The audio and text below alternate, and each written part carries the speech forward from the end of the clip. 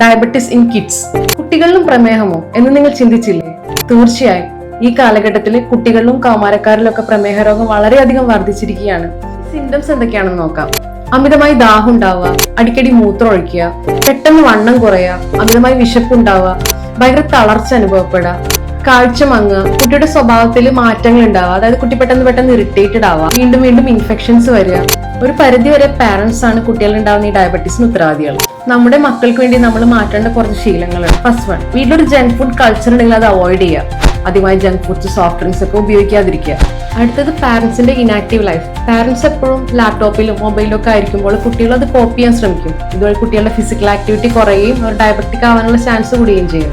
ഒരു regular life routine ഇല്ലാത്തത്, ലേറ്റായി ഡിന്നർ കഴിക്കുക, ലേറ്റായി ഉറങ്ങുക, ലേറ്റായി ഉണരുക, ബ്രേക്ക്ഫാസ്റ്റ് സ്കിപ്പ് ചെയ്യുക, ഇതെല്ലാം നമ്മുടെ കുട്ടികളുടെ മെറ്റബോളിസത്തെ തകരാറിലാക്കും. Next one, sugary drinks normalise ചെയ്യുന്നത്.